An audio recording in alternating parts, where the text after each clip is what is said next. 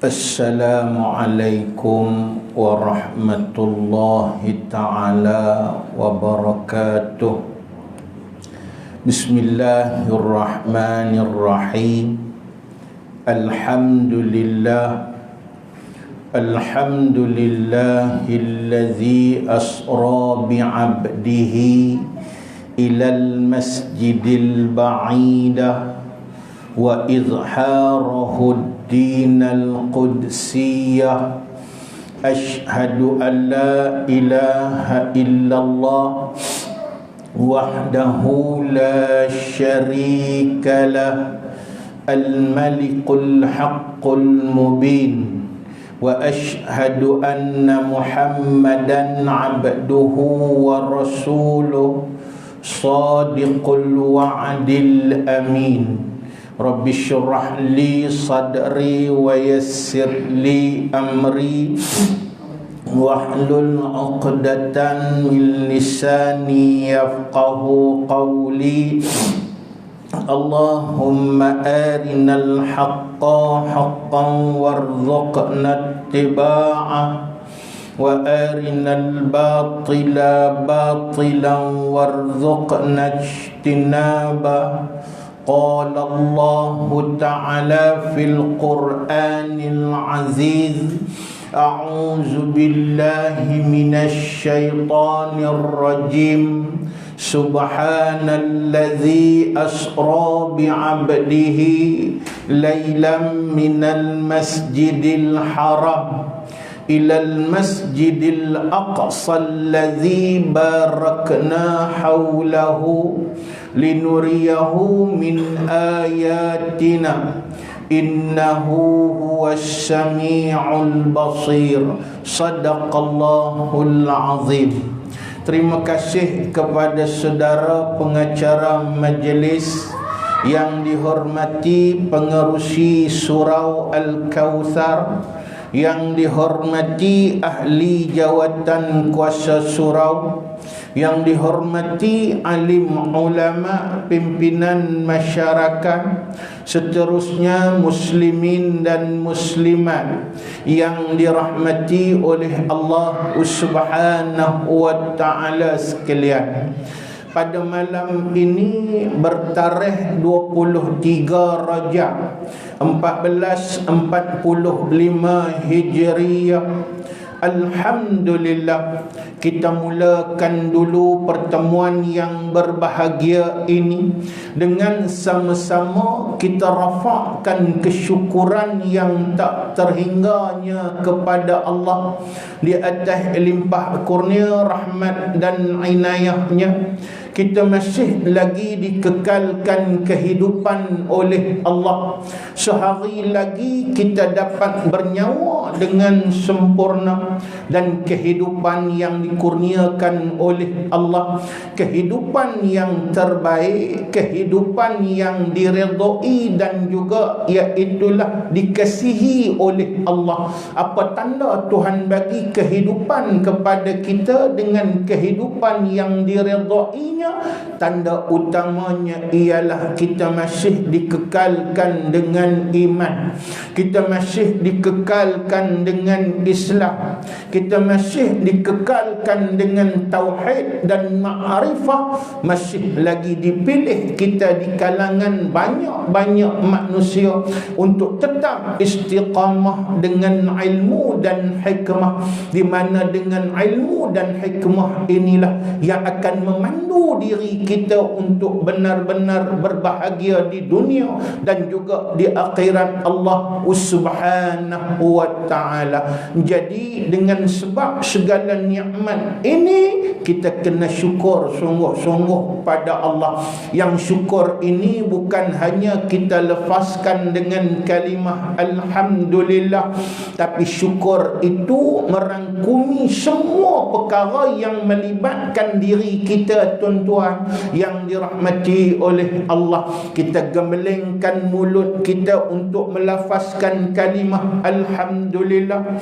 Kemudian hati kita untuk kita benar-benar mentauhidkan Allah Subhanahu wa ta'ala. Seluruh anggota tubuh kita ini digunakan untuk melaksanakan titah perintah Allah, dan kemudian iaitulah kita menjauhkan diri daripada apa yang ditegah oleh Allah. Maka itulah syukur yang sempurna. Tapi sayangnya syukur yang sempurna tu bukan semua dapat. Pasal itu Allah Ta'ala sebut wa qalilun min ibadiyasy syakur. Sedikit sangat di kalangan hamba-Ku ini termasuk di dalam golongan orang yang benar-benar mencapai kedudukan asy-syakur. Jadi sebab itu kita tak mahu hanya menjadi manusia, iaitulah yang tidak diiktiraf kita bersyukur pada Allah Subhanahu wa ta'ala. Kerana nak habaq siap-siap, jangan kita berasa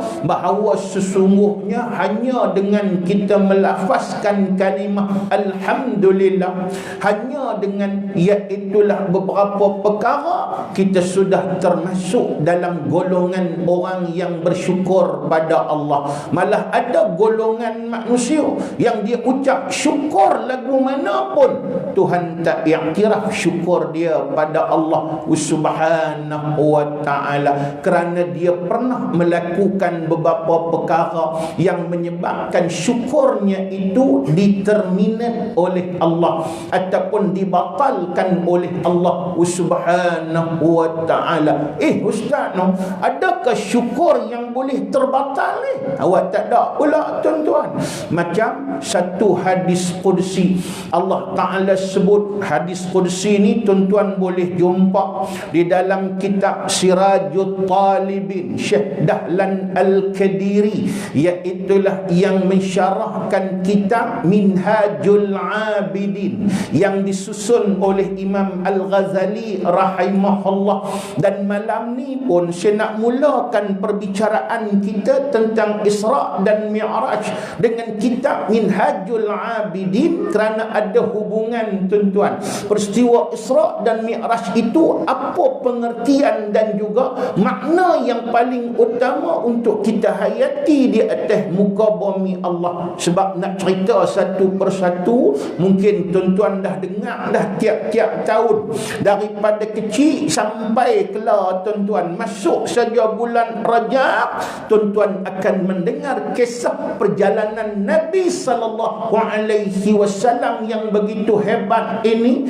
Perjalanan yang mungkin mengambil masa hanya sekejap, tetapi iaitulah sebenarnya peristiwa dan hikmah yang digambarkan di dalam peristiwa ini, satu hikmah yang cukup hebat, yang sepanjang hidup pun kita tak akan dapat mengupas kesemuanya di atas muka bumi Allah Subhanahu wa ta'ala. Satu lagi, iaitulah kalau nak bercara seluruh perjalanan Nabi ini, peristiwa Isra' dan Mi'raj, iaitulah tak cukup dengan hanya masa sejam. Sejam ni bukan masa untuk kupas satu perjalanan yang begitu agung yang disebut perjalanan bumi dan juga perjalanan langit, tuan-tuan yang dirahmati oleh Allah Ta'ala sekalian. Jadi sebab itu, macam disebut oleh pengerusi sebentar tadi, malam ni kita nak ambil apa dia hikmah di sebalik peristiwa ini untuk jadikan kekuatan pada diri kita sebagai satu panduan dalam pelayaran kehidupan kita di atas muka bumi Allah Subhanahu wa ta'ala. Di mana sepotong hadis qudsi. Hadis qudsi ini kena faham, iaitulah dia kata-kata Allah yang bukan daripada Al-Quran. Al-Quran tu dia ada kata-kata Allah asin. Hadis qudsi kata-kata Allah asin. Tapi semuanya iaitulah datang dan keluar melalui lidah Nabi sallallahu alaihi wasallam. Pasal itu hadis qudsi Iaitulah maknanya disebut qala Allah Ta'ala. Mulanya memang qala Nabi sallallahu alaihi wasallam, tapi lepas itu qala Allah Ta'ala. Hadis kursi ini juga sebenarnya ia menjawab satu pertanyaan. Bagaimana, saya ingat lagi dalam kuliah saya beberapa tempat, ada orang, satu orang tua, dia tanya satu soalan. Ya Ustaz, dia tak tunggu tanya dalam kuliah, tuan-tuan, tapi kita tengok dia gelisah sedikit. Kemudian bila habis semua orang pakat balik, saya berjalan nak balik, tuan-tuan, dia kata boleh ambil masa Ustaz sekejap? Boleh, tak ada masalah. Saya segan nak tanya dalam kuliah tadi. Cuma satu pertanyaan yang selama ini dia menghantui hidup kita, hidup saya cukup lama, merasa nak tanya ni, tapi iaitulah seriau dan sebagainya. Tak apalah Pak Cik, tak sadar seriau apa, luahkan malam ni apa soalan yang Pak Cik nak tanya. Dia kata, Ustaz, saya teringat dengan pengajian yang duk mengaji lama dah, kisah yang berlaku kepada seorang manusia hebat namanya Bal'am bin Ba'ura, seorang ulama yang hidup di zaman Nabi Allah Musa alaihi salam. Allah Ta'ala bagi satu nikmat dan kelebihan yang cukup banyak kepada dia, tetapi akhirnya iaitulah hidupnya berakhir dengan matinya mati kufur pada Allah Subhanahu wa Ta'ala. Habis apa soalan dia? Saya tanya Pak Cik ni, Pak Cik ni kata soalan dia ialah, kalau orang biasa yang tak reti apa, tak tahu dan sebagainya, dia mati kufur tu ala kulli hal kita boleh terima, pasal dia mungkin tak tahu. Tapi ini orang yang disebut sebagai ulama yang hebat, takkan dia tak beribadat pada Allah? Kehebatan dia sampai Allah Ta'ala bagi, iaitulah satu anugerah hebat kepada dia, iaitulah doanya cukup mustajab. Tuan-tuan muslimin muslimat rahimah Allah. Tapi kenapa sampai dia boleh mati dalam keadaan kufur pada Allah Subhanahu wa Ta'ala? Yang ni yang menjadi satu muskil yang cukup banyak dan juga cukup lama dalam kepala saya. Saya nak tanya Ustaz lah. Saya kata kalau itu soalannya, saya pun tak ada jawapan. Pasal apa? Ini hak mutlak Allah. Allah Ta'ala boleh menjadikan seseorang itu bermula dengan iman. Allah Ta'ala juga boleh menjadikan seseorang itu berakhir dengan kufur. Wa na'udzubillahi min zalik. Allah Ta'ala juga boleh menjadikan seseorang itu bermula dengan iman tetapi berakhir dengan kufur pada Allah Subhanahu wa Ta'ala. Ini adalah hak prerogatif Allah. Tak ada siapa boleh petikai yang tu. Maknanya Tuhan nak bagi dia beriman mula, lepas tu kufur. Nak buat macam mana tuan-tuan? Nak jawab lagu mana?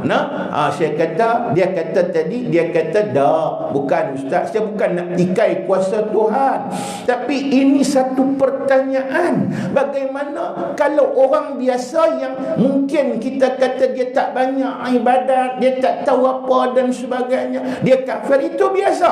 Tapi ni orang yang beriman, orang yang tahu segala-gala, tapi macam mana dia boleh kufur? Apa sebab menjadikan dia kufur? Saya tak erti nak jawab, tuan-tuan. Bila tak erti nak jawab, jangan duk angkuh jawab juga. Itu amanah dalam Islam.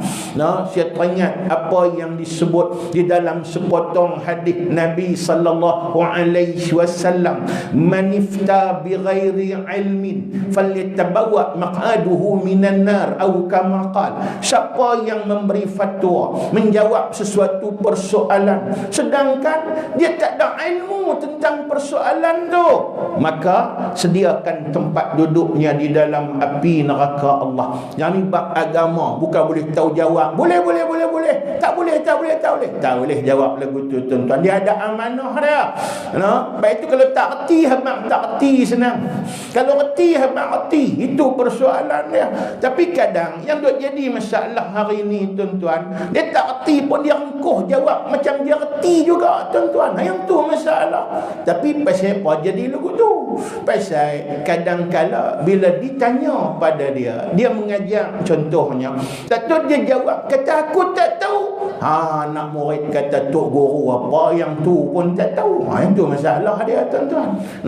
Yang tu yang jadi masalah. Jadi sebab banyak orang jadi lagu tu pasal apa? Anak murid juga. Dia takut dipandang leceh dan anak murid kata leceh tuan-tuan. Sedangkan dalam Islam, maka orang yang ditanya kepada dia tak tahu, maka dia jawab tak tahu, orang itu mulia pada Allah Subhanahu wa ta'ala, sebab dia menjaga amanah agama Allah Subhanahu wa ta'ala. Ingat kot benda tu biasa. Saya pun pernah kena. Bukan kata tak ada tuan-tuan. Satu tempat dulu, saya kuliah, ceramah apa semua. Tu habis orang tanya, saya kata tak tahu dah, tak tahu. Nak buat aku mana takkan nak kata tahu juga, nak engkuh jawab juga, tak apalah. Lepas tu kita senak perut. Bila dah habis kuliah apa semua terang nak sembahyang insya senak perut. Kita pun pilah di tandas. Kebetulan tandas tu tak jauh dengan tempat ambil wuduk. Dengar orang duk sembang. Ustaz apa panggil mai malam ni, yang tu pun tak tahu. Tak apa lagi, kita boleh gagah lagi duk dalam tandas, boleh gagah lagi dengar tu. Lepas tu sebut pula pakai saban saja, yang tu pun tak tahu. Mujur kita tengah duk orang panggil apa, duk qada hajat tuan-tuan. Kalau kita tak qada hajat waktu nak keluar, nak pi kat dia, nak ambil saban buat atas kepala dia, dah hang tahu hang jawab. Apa kaitan dengan saban ni? Apa kaitan dengan saban dalam keadaan jadi? Itu yang jadi masalah tu. Yang jadi hari ini, orang cukup kadang tak malu untuk menjawab kata dia, malu untuk menjawab kata dia tak tahu, padahal tak ada masalah. Kita tak tahu, abang tak tahu, saya tak orang tua ni, saya abang saya tak tahu nak jawab gua mana. Tapi tak apalah, dah pakcik tanya lagu tu, saya akan cari tengok. Jangan haraplah kalau ada saya boleh jumpa tang mana-mana dalam kitab dan sebagainya, saya akan jawab. Kebetulan bila nak mengajar Minhajul Abidin, tok guru saya di pondok dulu, dia pesan bila dah kita buka Minhajul Abidin, rojak kitab Sirajut Talibin Syekh Dahlan Al-Qadiri ni tuan-tuan. Dia bagi petua lagu tu kat saya. Dia saya nak mengajar Minhajul Abidin, saya rojak jumpa hadis ni tuan-tuan yang dirahmati oleh Allah, hadis kursi ini. Apa dia kata Allah Ta'ala kata, iaitulah Tuhan menjawab persoalan kenapa Bal'am bin Ba'ura ini mulanya Tuhan bagi kehebatan kat dia, iaitulah dengan kekuatan segala-gala macam kehebatan, sampai doanya cukup dimustajabkan oleh Allah, tapi akhirnya dimatikan dalam keadaan kufur. Iaitulah kata Allah Subhanahu wa ta'ala, lam yashkurni yawman minal ayyam bima a'taituhu law syakarani marratan wahidah lamma salabtuhu. Apa kata Allah? Rupanya Bal'am bin Ba'ura ini tidak pernah bersyukur kepadaku sekalipun sepanjang hidup dia. Lam yashkurni, sepanjang hidup dia tak bersyukur kepada aku. Walau syakarani marratan wahidah, kalaulah sekali pun, cukup sekali.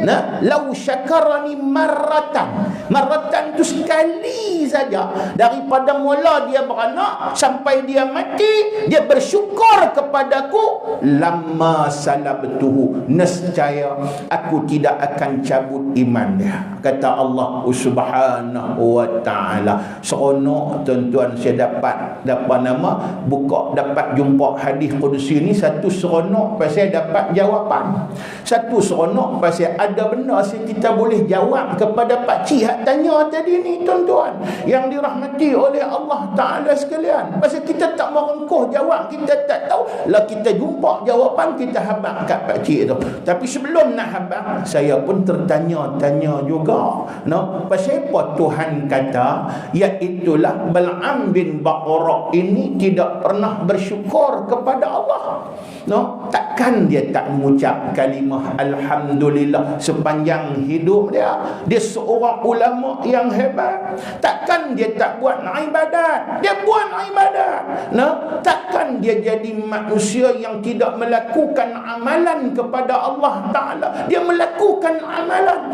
Tetapi kenapa Tuhan kata dia tidak pernah bersyukur pada Allah? Maksudnya dia pernah bersyukur, tetapi syukurnya diterminate oleh Allah, dibatalkan oleh Allah Subhanahu wa ta'ala. Apa perbuatan yang dia buat yang boleh menyebabkan terbatal syukurnya kepada Allah? Ingat betul-betul, iaitulah ada dua perkara yang menyebabkan terbatal kesyukurannya. Dan kita jangan buat kalau nak bagi perjalanan kita kepada Allah sampai dengan sempurna tuan-tuan yang dirahmati oleh Allah Ta'ala sekalian. Apa dia yang dibuat oleh Bal'am? Satunya, Bal'am guna apa yang Tuhan bagi kat dia sebagai satu kelebihan untuk menentang Allah Subhanahu wa ta'ala. Nak cerita panjang tuan-tuan, pendek kata macam ni lah. Tuhan bagi kelebihan kat dia berdoa, dan kemudian doa dia cukup mustajab. Lalu dia berdoa untuk menentang perjuangan Islam yang dipimpin oleh Nabi Allah Musa alaihi salam. Satu.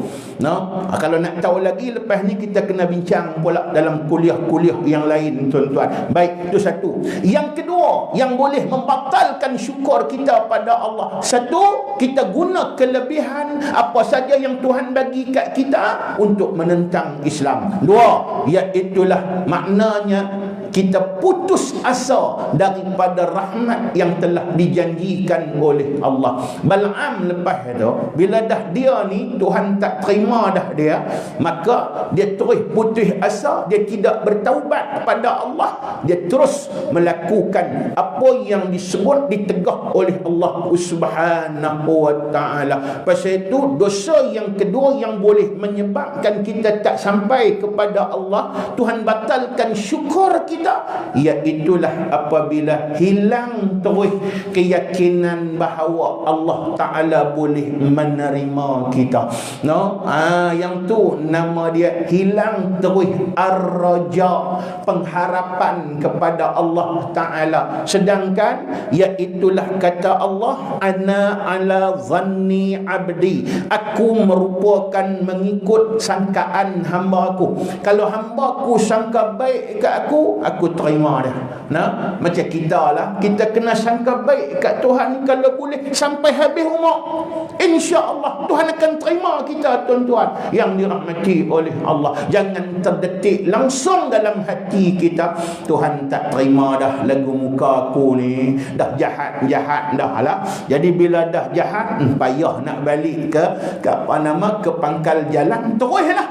Maka kita seriau dia mewarisi sifat iblis, iaitulah putus asa daripada rahmat Allah Subhanahu wa ta'ala. Jadi ingat, dua benda yang kita sebut tadi boleh membatalkan perjalanan kita kepada Allah dan membatalkan kesyukuran kita pada Allah. Jadi bila kita sebut tentang perjalanan, maka sebenarnya iaitulah kita ini merupakan manusia yang sedang berjalan menuju kepada Allah.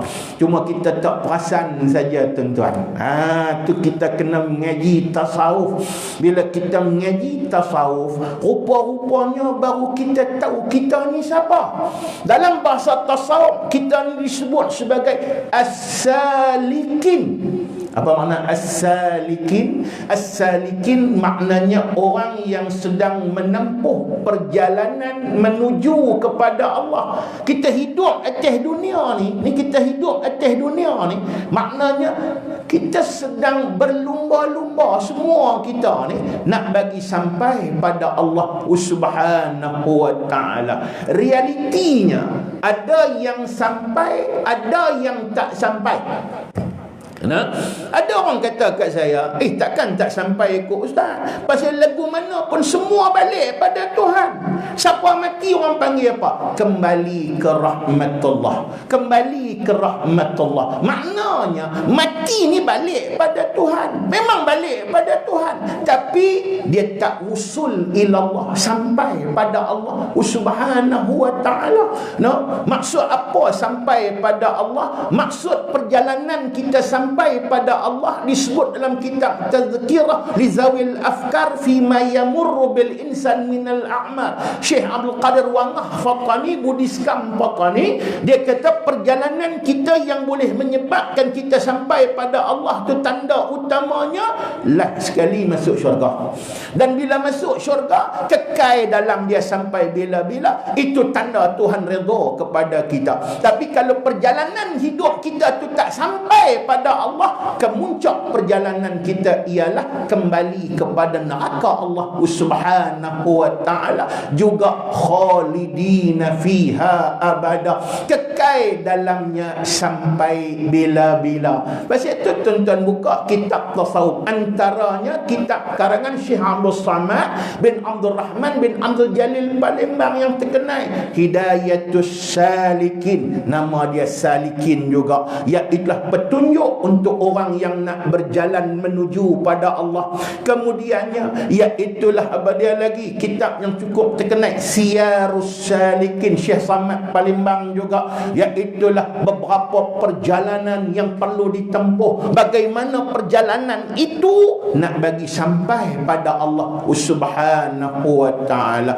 Dan bila kita bincang tentang peristiwa Isra dan Mi'raj Nabi sallallahu alaihi wasallam, kita akan tengok satu kitab, nama kitab itu Mir'atus Salikin, cermin bagi orang yang nak berjalan menuju pada Allah, karangan seorang ulama daripada Sumatera, Syekh Yahya Rambah Sumatera, yang beliau ambil banyak daripada kitab yang disusun oleh ulama Al-Azhar yang bernama Al-Ustaz Dardir, seorang ulama yang hebat untuk menjadi pedoman kepada kita. Saya pun malam ni saya nak baik kepada tuan-tuan, saya rujuk kitab ni tuan-tuan yang dirahmati oleh Allah. Kata Syekh Yahya Rambah Sumatera ni, sebenarnya peristiwa perjalanan Isra dan Mi'raj ini sebenarnya ialah Tuhan nak bagi satu panduan kepada kita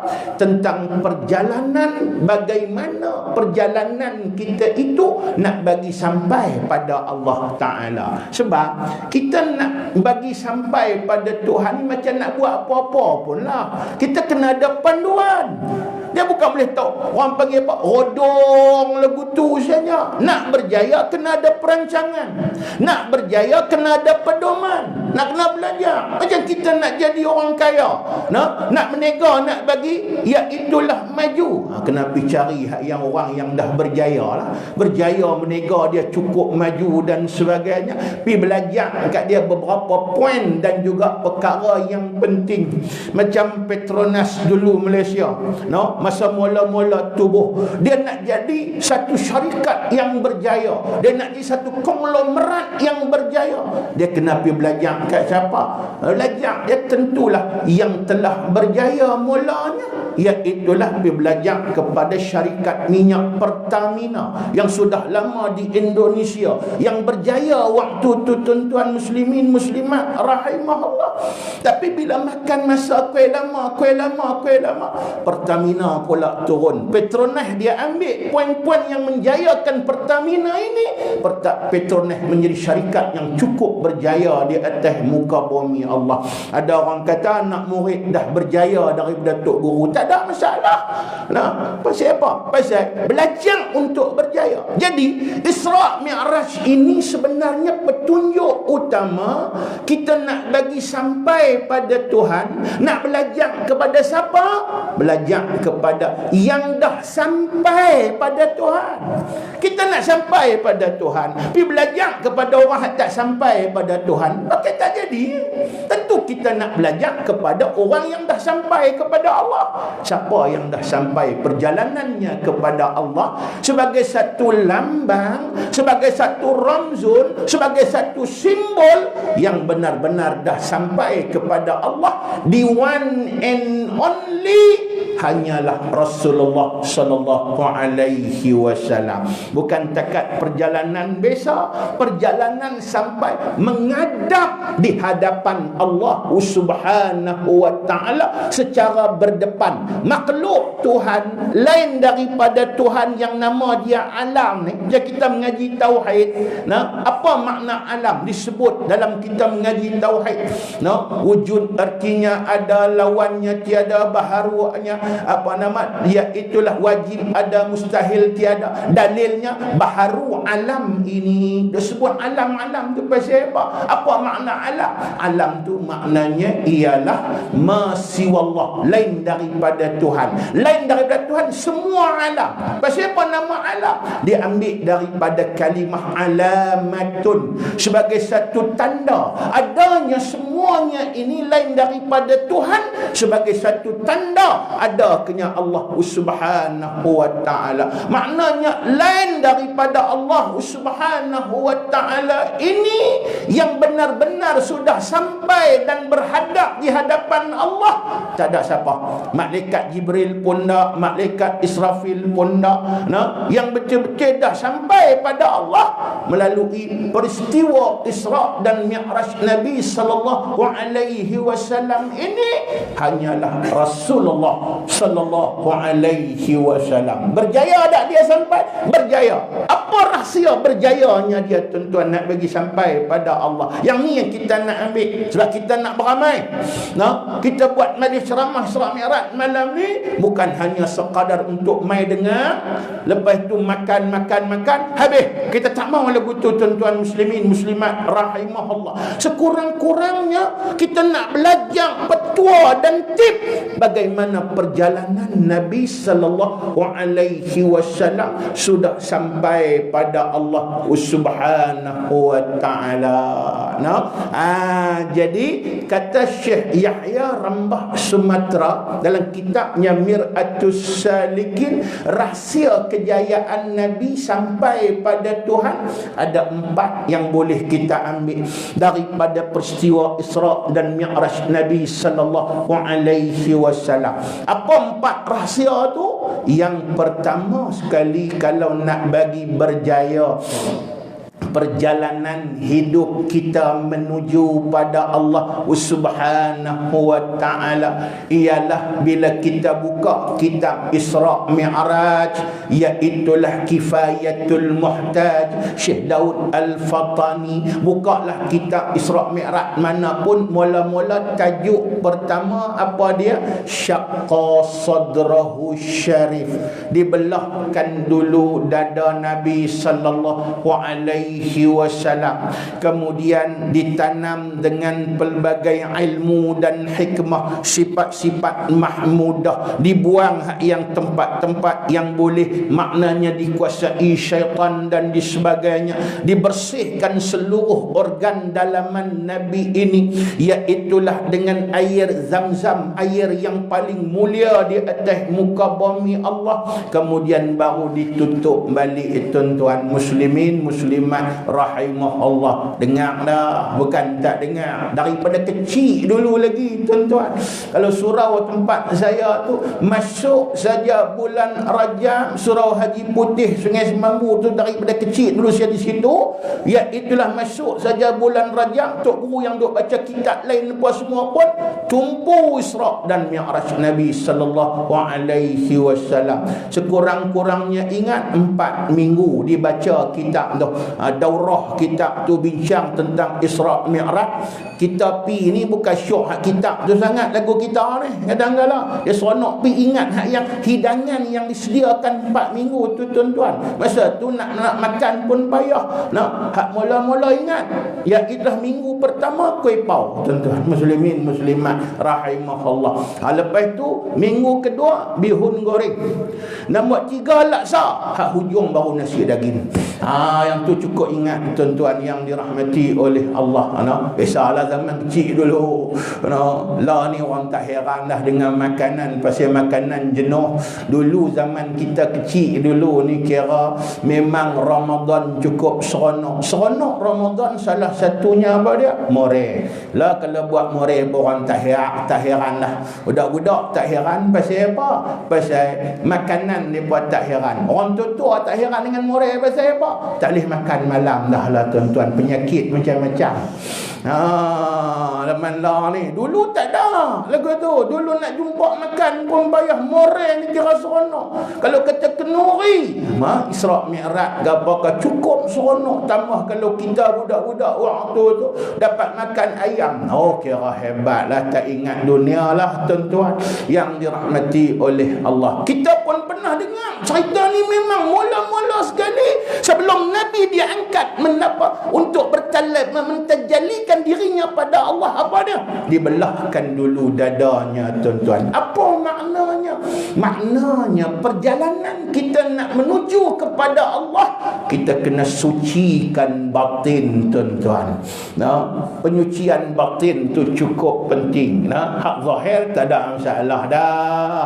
Tak payah dah kita duk tekan. Pasal yang tu semua pakat tahu semua ambil berat. Macam nak main surau malam ni lah. Ada yang tak mandi. Dah, semua mandi tuan-tuan.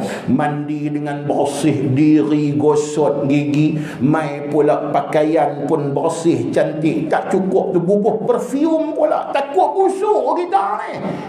Okey, zahir cantik. Batin yang tidak dicuci, dia tak akan sampai perjalanannya kepada Allah. Malah batin inilah yang paling banyak, iaitulah penyakit, kekotoran yang akan menjadikan seluruh diri kita tu payah nak sampai pada Allah. Walaupun kadang nampak kita beribadat, walaupun nampak kita beramal, tapi kalau tak cuci dalam kita ni, Allah tu yang kena mengaji tasawuf tuan-tuan sama. Tu kadang bila kita ingat lagi masa duduk mengaji kitab Usul Tauhid masa di pondok dulu tuan-tuan, kitab karangan Tuan Husin bin Muhammad Nasir bin Muhammad Tayyib bin Mas'ud bin Abu Su'ad bin Muhammad Arsyad bin Abdullah Al-Banjari. Ulama hebat ni tuan-tuan. Dibincangkan tentang ilmu fardu'ain. Ilmu fardu'ain ni ilmu yang mula-mula dan kena utama kita mengaji dan pulun sungguh-sungguh di atas dunia ni, iaitulah 2 saja. Apa dia? Ilmu usul, ilmu furu'. Usuluddin, furu'uddin. Kita bila sebut usuluddin, furu'uddin, kita nampak apa? Usuluddin tauhid. Alhamdulillah banyak orang pulun mengaji tauhid apa semua, cantik tu. Bila sebut furu'uddin, apa dia pula? Fiqh. 2 ni fardu'ain. Wajib kita mengaji sebab dia melibatkan untuk kita beramal di atas muka bumi Allah. Tapi sebenarnya usuluddin tu 2. Ada satu lagi. Apa dia? Iaitulah tasawuf. Dua-dua benda ni jangan tinggal hak mula sebagai usuluddin. Jangan tauhid saja. Tasawuf kena masuk sama. Jangan tasawuf saja, tauhid kena masuk sama. Dua-dua ni, tauhid dan tasawuf ni, dia saling bergantung di antara satu sama lain tuan-tuan. Pasal apa saya sebut ni? Baik, untuk faham, mungkin ada yang tertanya-tanya, apa hubung kait tauhid dengan tasawuf? Hubung kait utama tauhid, kita bincang bab apa? Kita bincang bab iman. Kita bincang bab syahadah. Baik, okey. Iman dan syahadah yang kita mengaji itu nak letak tang mana? Nak letak di hati. Okey, bila nak letak di hati, Ilmu yang membicarakan tentang persoalan hati, ilmu apa? Ilmu tasawuf.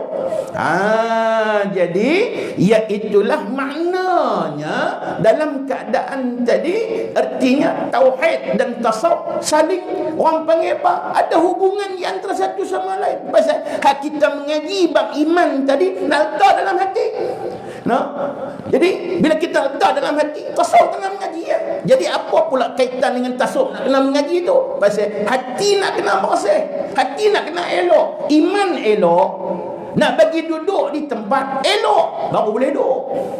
Tu yang kalau iman tu elok, kita mengaji guna nak buat iman elok apa semua, nak letak di hati, hati tak elok, boleh duduk kan tuan-tuan? Tak boleh duduk. Sebab itu iman sesuatu yang berharga, hati pun kena bagi berharga baru boleh duduk tuan-tuan. Jadi jawabnya, artinya nak letak iman maka hati kena elok. Jadi hati elok, nak kena bersih hati ni tuan-tuan. Ni nama dia bersih batin. Tambah-tambah nak buang daripada apa? Sifat-sifat mazmumah yang menjadi penyakit hati yang paling utama, menghalang manusia banyak dalam perjalanan menuju kepada Allah. Buka apa dia sifat-sifat mazmumah? Ujub contoh. Lepas tu apa lagi? Sum'ah, lagi riya, lagi takabbur, lagi hasad. Apa dia lagi? Banyaklah kalau kita nak sebut. Yang tu kena buka kitab pula lah tuan-tuan, muslimin muslimat rahimahullah. Tambah dalam perjuangan pun sama, iaitulah disebut dalam kitab Al-Afat ila Tariq. Apa dia? Iaitulah ranjau sepanjang jalan. Iaitulah penyakit sepanjang jalan, yang kalau pejuang Islam, yang ni antara salah satu yang perlu diusrahkan, perlu dibincangkan. Penyakit yang menghalang untuk kita sampai pada Allah. Banyaklah kalau kita nak sebut futur contohnya. Apa dia futur? Dia berjuang, terima ujian, dia menjadi orang yang temot di tengah jalan. Mati dulu sebelum berjuang. Orang kata apa? Iaitu syahid dulu sebelum berjuang. Kita tak mau jenis lagu tu tuan-tuan. Kita tak mau patah semangat. Kena jagalah semua penyakit tadi. Itu persoalan dia, nak kena bersih. Bagaimana nak bersih hati ni tuan-tuan muslimin muslimat rahimahullah? Banyaklah. Tu yang disuruh kita pulun mengaji apa semua. Mengaji ni pula dia merupakan proses sepanjang zaman, tak boleh berhenti. Jangan siapa pun kata aku tak apa dah, tak payah mengaji pun tak apa dah. Jangan tuan-tuan. Pasal apa? Pasal ini akan menjadikan dia orang yang tak akan sampai dalam perjalanan kepada Allah Subhanahu wa ta'ala tuan-tuan yang dirahmati oleh Allah. Baik, satu penyucian batin, baru kita boleh sampai kepada Allah. Dua, kita ambil peristiwa perjalanan Nabi sallallahu alaihi wasallam. Boleh tak Allah Taala terus jadikan Nabi boleh berjalan dengan sempurna? Contohnya Isra, Nabi ni Allah Taala boleh lipatkan dunia bagi dia. Kira daripada Masjidil Haram tu pi ke Masjidil Aqsa tu, boleh tak Tuhan buat bagi duk tak duk cuah sampai Masjidil Aqsa? Boleh. Lebih daripada boleh Tuhan boleh buat. Tapi Tuhan tetap datangkan satu tunggangan bagi Nabi sallallahu alaihi wasallam. Apa dia? Iaitulah burak, sejenis binatang daripada syurga Allah Subhanahu wa ta'ala. Yang syurga itulah dan yang burak itulah merupakan alat untuk dipercepatkan perjalanan Nabi sallallahu alaihi wasallam. Apa makna kepada kita?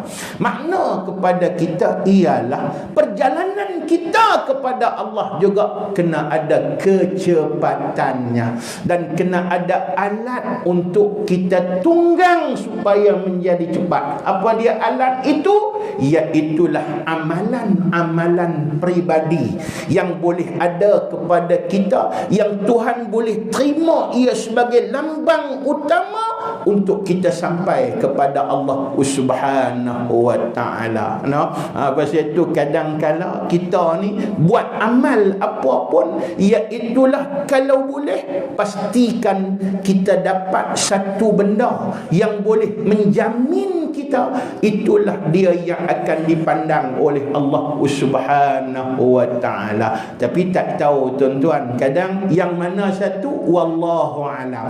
Bila tak tahu yang mana satu, kena gelut. Tu orang tua-tua dulu ni, dia mesti ada satu amalan peribadi bagi dia. Bagi ada. Macam kita kata contoh, kita ambil datuk guru mana-mana, tok guru kata, okey, yang ni bagus untuk diamalkan. Contoh zikir pada Allah Subhanahu wa taala. Doa ni doa yang bagus untuk diamalkan. Ayat ini ayat yang bagus untuk diamalkan. Bila bagus untuk amalkan, jadikan wirid. Wirid ni makna apa?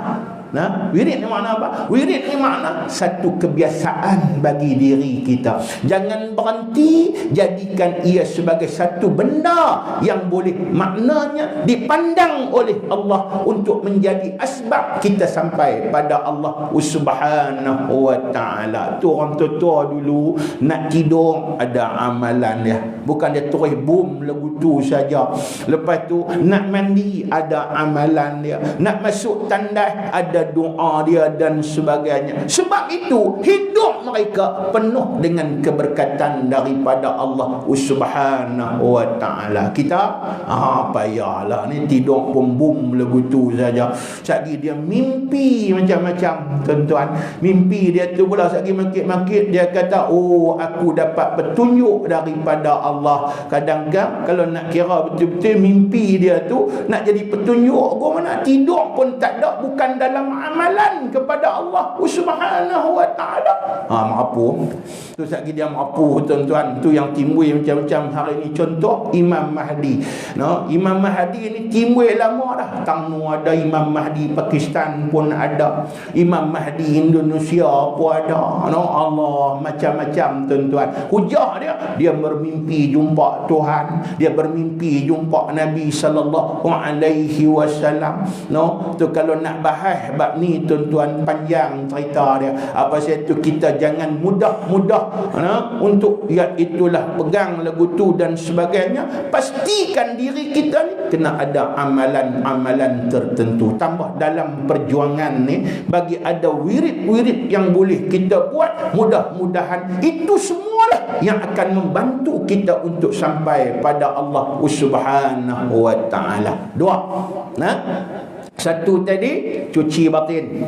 Pasal Nabi pun dibedah dulu dada dia tuan-tuan. Malah kalau kita buka kitab tu, Nabi ni bukan sekali dibelah dan dicuci dadanya. Satu riwayat kata 4 kali sepanjang hidup dia. Satu masa umur dia 4 tahun apabila dia berada bersama, iaitulah di batu itu dalam peliharaan Halimatus Sa'diyah. 2 ketika umur 10 tahun. 3 ketika Nabi bertaharus di Gua Hira. Yang keempat ketika peristiwa Isra dan Mi'raj Nabi sallallahu alaihi wasallam. Maknanya Tuhan bersihkan batin Nabi ni daripada kecil sampai ketua. So dia tuan-tuan, satu umur 4 tahun. Yang kedua umur 10 tahun. 4 tahun kanak-kanak. 10 tahun umur murahik, dia panggil umur dekat-dekat nak balik, umur remaja. Kemudian umur 40 tahun, bersih sekali lagi. Kemudian umur berapa? Umur 50 tahun ketika Isra dan Mi'raj Nabi sallallahu alaihi wasallam. Maknanya bersih hati ni bukan kata umur satu peringkat saja. Daripada kecil sampai ketua kita kena bersihkan hati. Pasal itu kanak-kanak pun kena belajar dan ajak dia untuk ada sifat bersih hati. Jangan biar anak-anak kita daripada kecil dah ada sifat-sifat yang penuh dengan kekotoran pada hati dia. Sedangkan memang kanak-kanak sifat dia macam tu.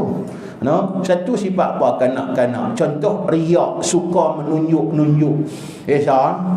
Kadang anak kita pun kita beli coklat ke beli apa hak yang mahal sikit apa semua, dia tak makan. Dia buh dalam beg. Buat apa? Dia kata esok nak bawa pergi sekolah. Buat apa? Pergi tayang kat kawan-kawan dia tuan-tuan yang dirahmati oleh Allah. Baik, sifat tu sifat mazmumah. Walaupun kalau nak kira tak apalah dia budak-budak lagi, tapi kena bentuk siap-siap. Kita kena ajak dia. Jangan suka menunjuk-nunjuk. Contohnya tuan-tuan, sebab itu Rasulullah dibersih daripada awal sifat kanak-kanak ni. Pasal apa? Sebab orang yang ada sifat-sifat mazmumah dalam hati dia, dia tak akan sampai pada Allah. Satu, bersih hati. Dua, apa dia? Kita kena ada amalan yang tertentu yang boleh menjadikan dipandang oleh Allah Ta'ala pada kita tuan-tuan, yang dirahmati oleh Allah. Macam disebut dalam satu hadis Nabi SAW, di mana Nabi kata Sayyidina Abu Bakar ni bukan Tuhan pandang semayang dia, bukan Tuhan pandang kepada puasa dia, dah. Yang Tuhan terima Sayyidina Abu Bakar menjadi orang yang hebat selepas daripada Nabi, Tuhan pandang kepada keteguhan hatinya dengan meyakini Nabi sallallahu alaihi wasallam. Untuk sahabat go manalah, bila dia yakin pada Nabi, dialah yang menjadi orang yang kuat dalam mempertahankan Nabi sallallahu alaihi wasallam. Doa saya nak ambil untuk bagi cukup dengan masa tuan-tuan muslimin muslimat rahimahullah, untuk kita jadikan pedoman daripada Isra' dan Mi'raj. Dua. Yang ketiga, dalam hidup kita cukup penting dua golongan manusia. Kita kena pandai cari betul-betul dua golongan manusia ni, tambah-tambah kita di akhir zaman. Sebab ditunjuk dalam perjalanan Nabi sallallahu alaihi wasallam. Dalam perjalanan Nabi nak sampai ke Sidratil Muntaha tu, Nabi ada dua yang menemani Nabi sallallahu alaihi wasallam. Siapa dia? Satunya ialah Jibril alaihi salatu wassalam. Yang keduanya ialah Mikail. Satu riwayat kata Israfil. Peranan apa yang dimainkan oleh Jibril dan Israfil? Itulah peranan yang dimainkan oleh Jibril sebagai mursyid bagi Nabi sallallahu alaihi wasallam, ataupun bahasa kita kata apa? Guru. Lepas tu Jibril Mikail, ada riwayat kata Israfil, iaitulah dia main peranan apa? Kawan. Dalam hidup kita ni, hidup terutamanya di akhir zaman, nak bagi sampai kita pada Allah, dua golongan ni cukup penting. Satu guru, satu kawan. Hang kena pandai cari zaman lah ni. Macam tok guru lah, kita nak mengaji kat dia. Bukan takat nak mengaji, kita nak bergantung kat dia. Tok guru lagu mana kita nak cari. Pasal ulama pun di akhir zaman ni, dia ada dua. Satu ulama-ul haq, satu lagi apa dia? Ulama usul, ulama betul satu. Satu lagi ulama jahat. Nak kena ego mana? Jadi banyaklah pedoman yang diberi oleh alim ulama dalam kitab-kitab yang muktabar, hak kita mengaji apa semua ni tuan-tuan, disebut iaitulah ciri-ciri ulama hak betul yang kita nak jadikan pedoman. Apa dia? Satu, ulama hak betul ini ulama yang takut pada Allah daripada takut hak lain-lain tuan-tuan muslimin muslimat rahimahullah. Lagi tok guru yang kita nak pegang ni tuan-tuan, iaitulah ulama yang sentiasa hidup dalam keadaan sederhana. Pasal apa sederhana tadi ni tuan-tuan?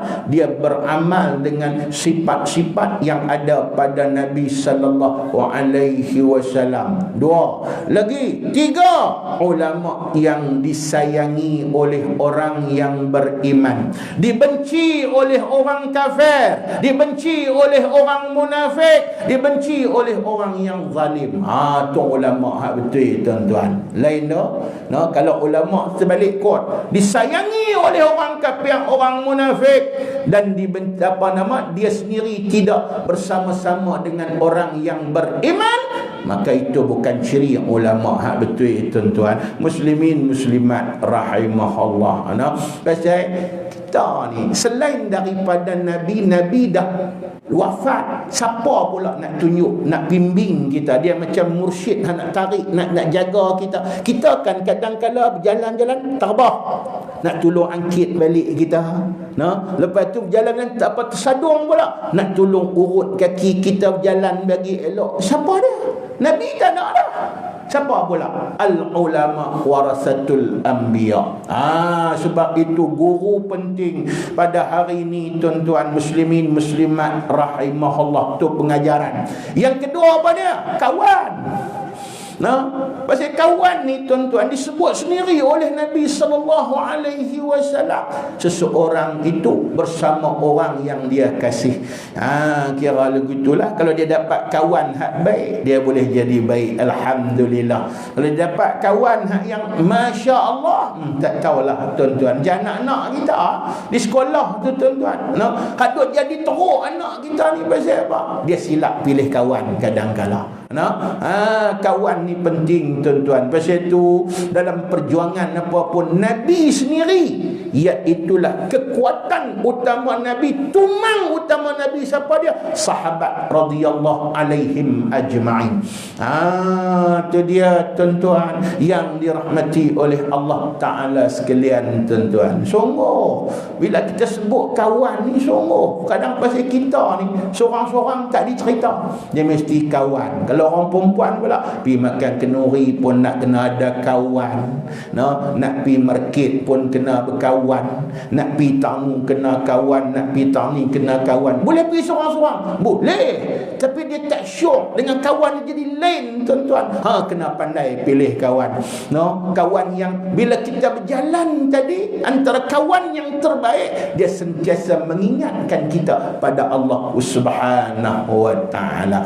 Okey, 3. Dan saya nak akhiri kepada iaitulah ceramah kita pada malam ini disebut oleh Syekh Yahya Rembah Sumatera, perjalanan Isra' Mi'raj tadi. Kenapa Tuhan pilih pada tarikh 27 Rejab? Apa makna 27 Rejab ni? Makna 27 Rejab, kalau perjalanan bulan semakin kesit, malam tu ialah malam yang semakin gelap. Dia berbeza dengan malam 15. Malam 15 malam bulan purnama, terang tuan-tuan muslimin muslimat rahimahullah, cahayanya cukup terang.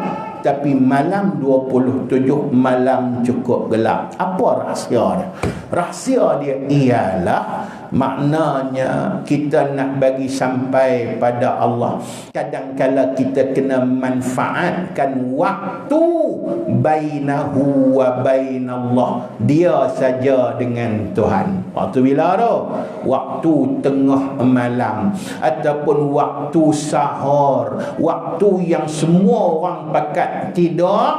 Masa tu kita bangkit, ambil wuduk, iaitulah kita duduk atas tikar semayang, kita bermunajat pada Allah. Kita menjadi orang yang disebut di dalam Al-Quran, tatajafa junubuhum 'anil madaji' yad'una rabbahum khawfan wa tama'. Ayat ni ayat popular. Siapa yang rajin semayang Jumaat, sayang jamaah pada pagi Jumaat, dia akan dengar ayat ni tiap-tiap pagi Jumaat. Bila lepas sujud tilawah bangkit, tu imam akan sambung dengan ayat tatajafa junubuhum 'anil madaji'. Apa makna dia? Makna dia orang yang beriman ini, dia akan dengan mudahnya merenggangkan ni lambung-lambung ataupun rusuk-rusuk dia, 'anil madaji', daripada tempat perbaringan dia. Bangun untuk apa? Yad'una rabbahum, berdoa kepada Tuhan lisan mereka, khaufan, kerana takut dengan azab dan siksaan Allah, wa tama'a, dan sentiasa mengharapkan keridaan dan rahmat Allah Subhanahu wa taala.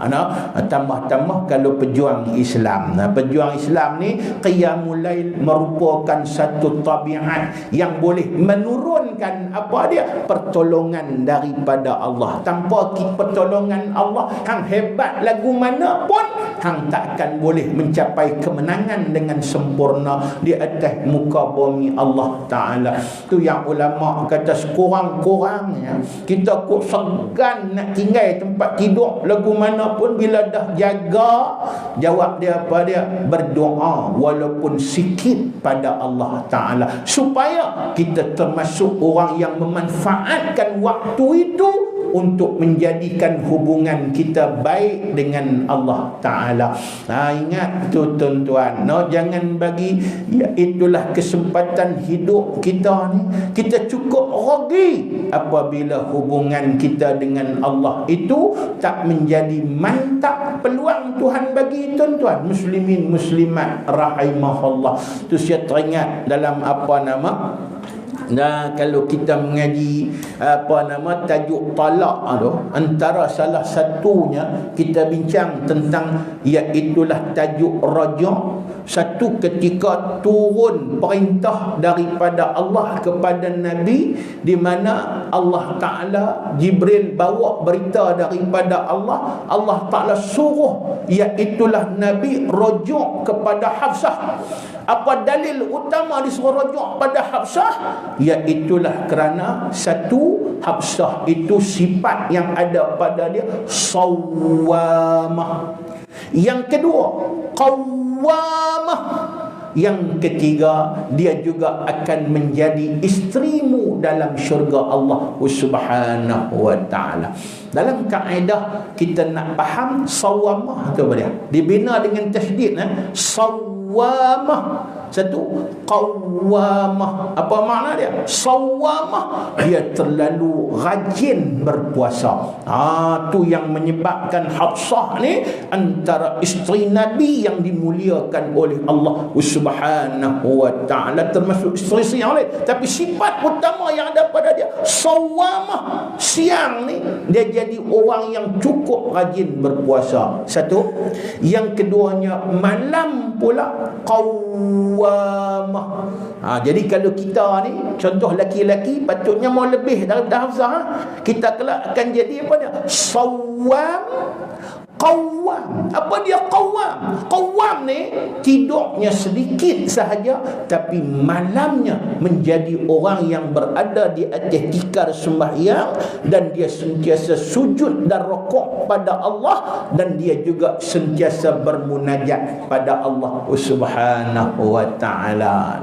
Itu rahsia kejayaan seorang manusia dalam perjalanan menuju kepada Allah. Lepas tu saya nak simpuikan tuan-tuan, saya bawa 4 rahsia ni yang kita petik daripada kitab Mir'atus Salikin Syekh Yahya Rambah Sumatera ni, sebab kita mau ada benda yang yang tuan-tuan boleh buat balik untuk jadikan sebagai satu kekuatan. Kita boleh tahu apa rahsia sebenarnya, bagaimana kita nak bagi sampai pada Allah. Ingat baik-baik, satu, sentiasa bersihkan hati kita tuan-tuan. Kalau tak bersih hati ni, siapa pun takkan boleh sampai pada Allah dengan sempurna. Tak kira siapa, saya kena bersih hati, tuan-tuan kena belajar bersih hati. Yang kedua, kena ada satu benda yang kita boleh jadikan ia sandaran untuk mendapat keridaan Allah. Adalah amalan-amalan tertentu kena menjadi amalan pada diri kita. Yang ketiga, kena pandai pilih guru. Satu lagi, kena pandai pilih kawan. Dan yang keempat, manfaatkan waktu di mana kita tak sibuk dengan manusia. Waktu itu biar kita sibuk dengan hubungan kita dengan Allah Ta'ala. InsyaAllah perjalanan kita akan sampai pada Allah seperti mana Nabi dapat bertajalli kepada Allah, bertemu dengan Allah. Tak ada siapa tuan-tuan masa tu sesuatu, iaitulah bainan nabi wa bainallah, di antara nabi dan Allah Ta'ala. Tak ada penghadang antara nabi dengan Allah Subhanahu wa ta'ala. Saya rasa cukuplah sekadar itu sebagai satu kupasan pada malam ini. Mungkin tuan-tuan nak dengar apa peristiwa dalam tu dan sebagainya. Banyak lagi siri-siri yang lain yang boleh disampaikan oleh alim ulama yang lain untuk sama-sama kita ambil i'tibar. Tapi saya buka gelanggang pada malam ini perbicaraan yang disebut dengan Isra' Mi'raj. Inilah 4 benda yang menjadi kewajipan kepada kita untuk kita ambil berat, kerana ia merupakan salah satu tanda yang paling utama untuk bagi kita sampai pada Allah Subhanahu wa ta'ala. Mohon ampun dan maaf kalau ada silap dan salah. Yang baik daripada Allah, yang lemahnya saya, walaupun hakikat utama tetap daripada Allah Subhanahu wa ta'ala. Marilah sama-sama kita tunda apa yang kita buat pada malam ini pada yang lain-lain. Mudah-mudahan kita semua mendapat keridaan Allah. Al-Fatihah. A'udzubillahi minasyaitanirrajim. Bismillahirrahmanirrahim. Alhamdulillahi rabbil alamin. Ar-Rahmanirrahim. Maliki yaumiddin. Iyyaka na'budu wa iyyaka nasta'in. Ihdinas siratal mustaqim. Siratal ladzina an'amta 'alaihim ghairil maghdubi 'alaihim waladdallin. أعوذ بالله من الشيطان الرجيم. بسم الله الرحمن الرحيم. الحمد لله رب العالمين حمدا يوافي نعمه ويكافئ مزيده. يا ربنا لك الحمد كما ينبغي لجلال وجهك وعظيم سلطانك. اللهم زدنا علما وفقهنا في الدين وعلمنا التأويل. يا مقلب القلوب ثبت قلوبنا على دينك وعلى طاعتك وعلى مغفرتك. وصلى الله وسلم عليه والحمد لله رب العالمين. السلام عليكم ورحمة الله تعالى وبركاته.